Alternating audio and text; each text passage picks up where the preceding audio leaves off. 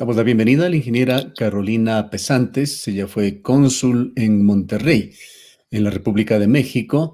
Una nueva ola de migración es evidente en el país. Aquí tiene varias formas de manifestación. Gente que hace filas diariamente en el registro civil para la obtención de documentos, cédulas, pasaportes. La gran mayoría de ellos están relacionados con una intención de salir del país. Quisiéramos que nos comente algo sobre su experiencia allá en México, que ha estado por aproximadamente 2 años en funciones diplomáticas, y nos cuente su opinión sobre este fenómeno de la migración. Gustavo, buenos días, mucho gusto. Bueno, sí, el tema migratorio es un tema muy complejo, muy delicado y sensible, ¿no? Muchas personas en este momento quieren migrar como tal. Sin embargo, es importante que conozcan muchos la realidad que esto corresponde, sobre todo en los peligros, la migración riesgosa que existe. Por eso existen tantas capacitaciones que se da al respecto. Pero más que eso, ya hemos vivido nosotros todo este tiempo y hemos sentido lo que está pasando en las fronteras. Cuando fui cónsul de Monterrey, que fui hasta el mes de mayo, no solamente era el estado de Nuevo León, que su capital es Monterrey, sino correspondían 13 estados de México, que sobre todo era el norte de México, las fronteras, y vivimos diariamente casos muy difíciles que siempre tratamos de apoyar. Sobre todo en el Azuay, las personas, hay una gran ola de migración, entonces sí es importante que lo conozcan.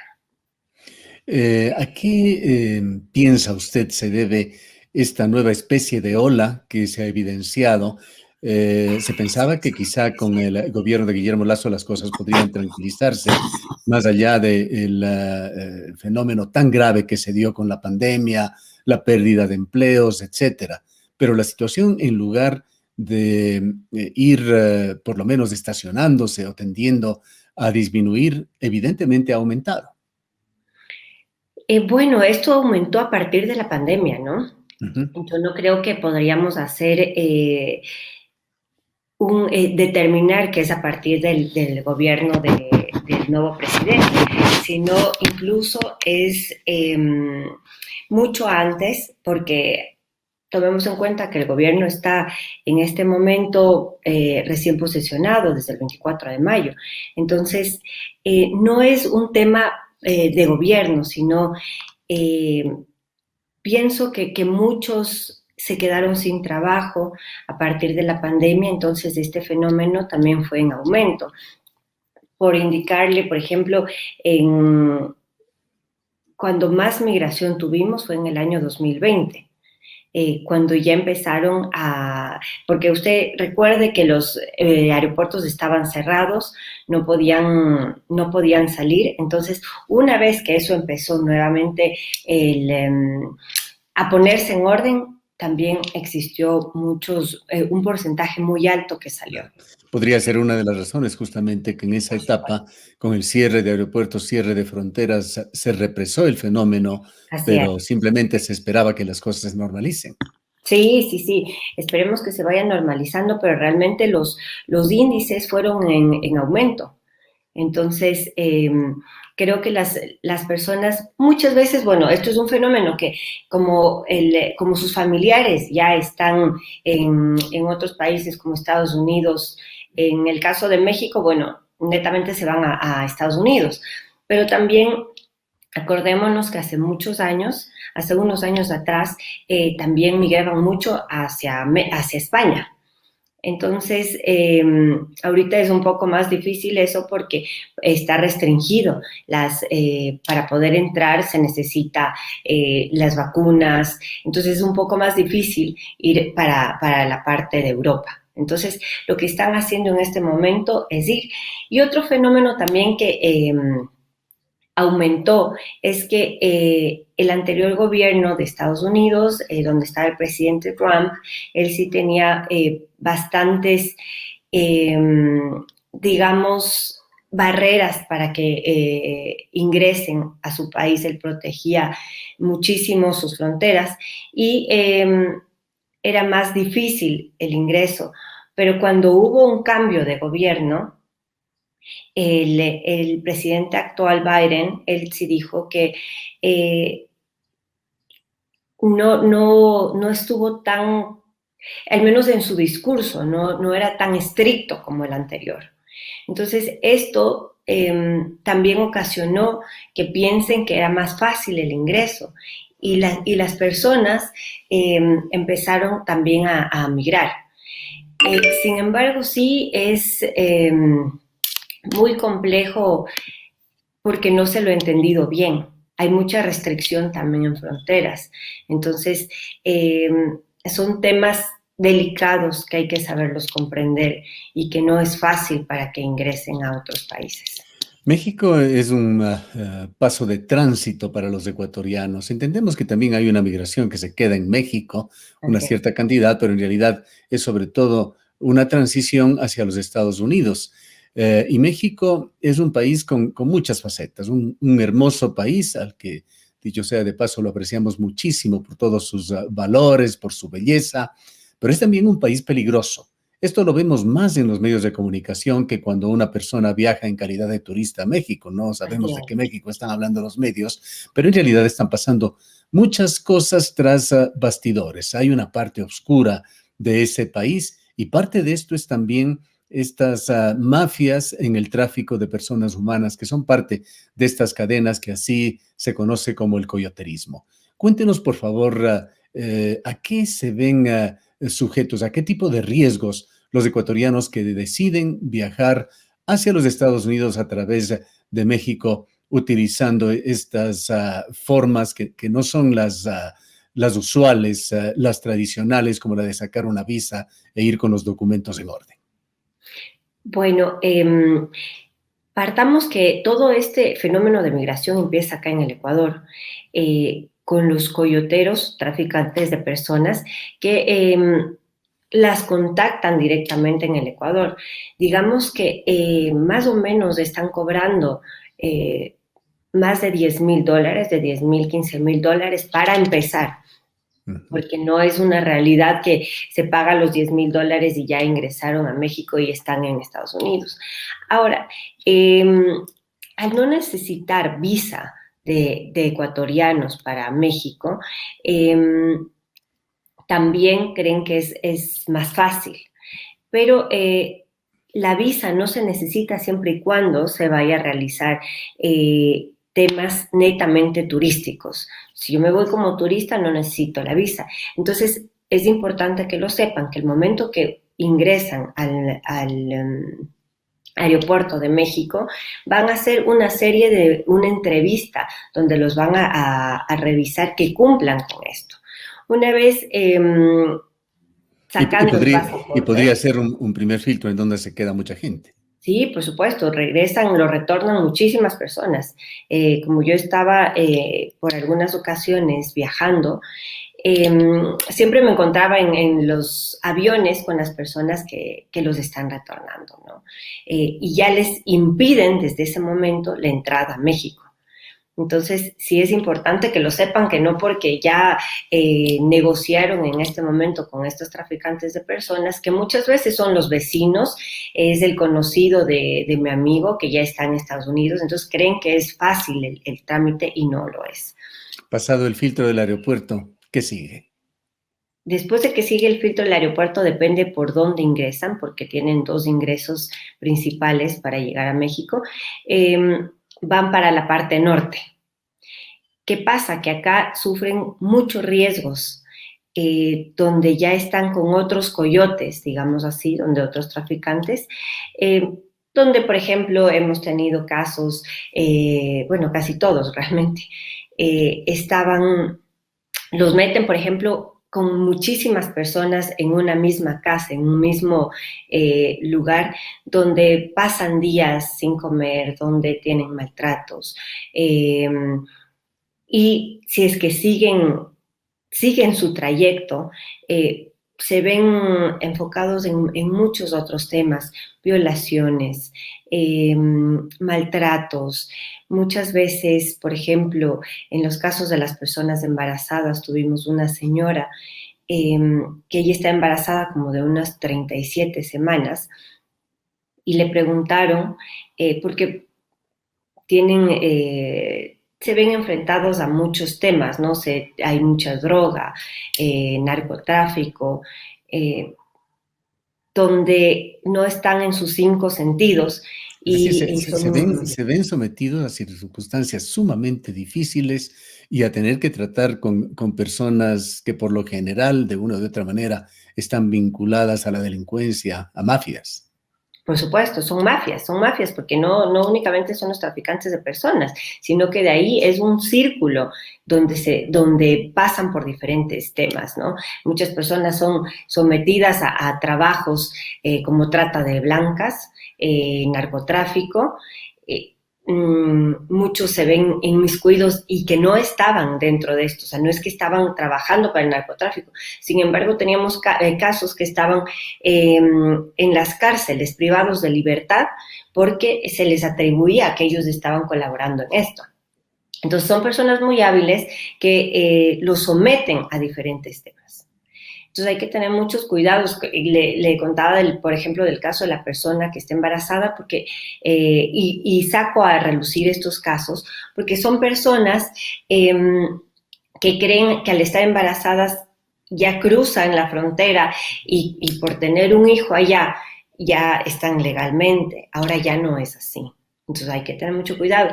Y al estar embarazados sufren golpes, porque no se respeta la vida como tal.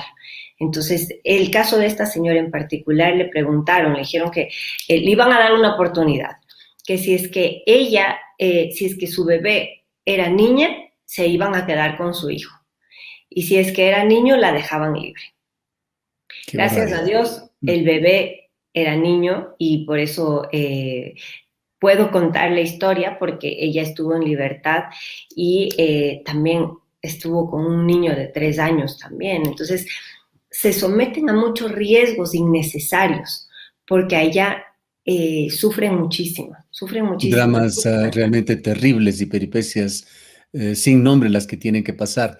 El flujo de ecuatorianos acá se estima a través de indicadores, de cifras un tanto indirectas, número de viajeros que salen, número de viajeros que regresan, pero en todo caso se estima que en este año, en el 2021, algo más de 10.000 personas ha salido del país para no retornar.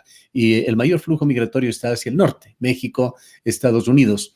¿Cuántos de estos viajeros llegan a contactar a las autoridades ecuatorianas, ya sea en los consulados o en la embajada mexicana?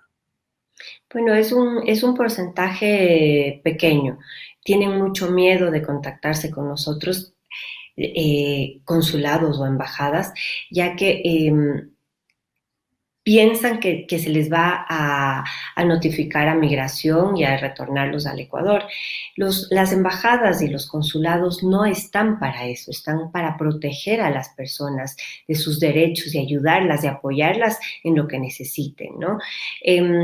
Es decir, que más bien entre sus teléfonos de emergencia deberían llevar los viajeros que deciden tomar esta difícil ruta, teléfonos de las unidades consulares de las legaciones ecuatorianas. Así es, porque los dejan abandonados. Entonces están en un país que desconocen, no saben dónde ir, están sin dinero porque generalmente les roban sus documentos, les quitan todo el dinero que tienen, aparte de ser extorsionados, porque una vez que pasan las fronteras ya están, les dicen, ya te vamos a pasar la frontera.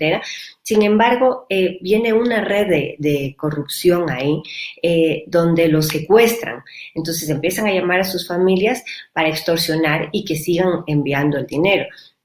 Los sueltan y se quedan desprotegidos totalmente, sin documentos, no saben su identidad, porque si es que al momento que alguna autoridad mexicana los encuentra o van a necesitar de un documento. Lo primero que hace Migración es solicitar a los consulados si es que, y verificar sus documentos, verificar su identidad, y ahí empieza el proceso para retornarlos, ¿no? Muchas veces también... ¿Tiene, los ¿Tiene usted, dejan ingeniera emigrar. Pesantes, alguna conclusión de por qué este fenómeno de la emigración ilegal se concentra de alguna manera en el sur de Ecuador, en las provincias como Cañar y Azuay? Yo pienso que este fenómeno es por al ver que el resto de sus vecinos, familiares, amigos cercanos han logrado ir a Estados Unidos, en este caso, o a otros países, y que les está yendo relativamente bien. Sin embargo, solamente es un espejismo que se ve ya lo final, que ya estoy enviando un dinero extra para ayudar a mi familia, para que construyan la casa, para que mis hijos estén estudiando. Sin embargo, no ven más allá esto. Y no están viendo que los niños, por ejemplo, que dejan acá en el Ecuador, sufren muchísimo. Existen muchos suicidios, muchas muertes eh, por estos casos, porque están lejos de sus padres. Entonces, no todo es cuestión de la parte económica. Además que para llegar a tener en un país extraño donde uno está de ilegal, no es fácil conseguir un trabajo y menos en estos días que la pandemia afectó a todos los países. En el sur, pienso que es porque que ven alrededor. Existen familias, por ejemplo, que sí son migrantes desde hace muchos años y ellos ya tienen esta capacidad para hacerlo, pero muchas personas únicamente ven y por tratar de seguir ese mismo rumbo lo hacen sin el conocimiento necesario que deberían tener. La semana pasada, un nuevo caso de un fallecimiento de un joven, diríamos un niño de 15 años, Cristian Barbecho de Sinincay, que murió deshidratado en el desierto, en el ingreso de Estados Unidos, ha traído nuevamente a conciencia este tema tan duro de la migración.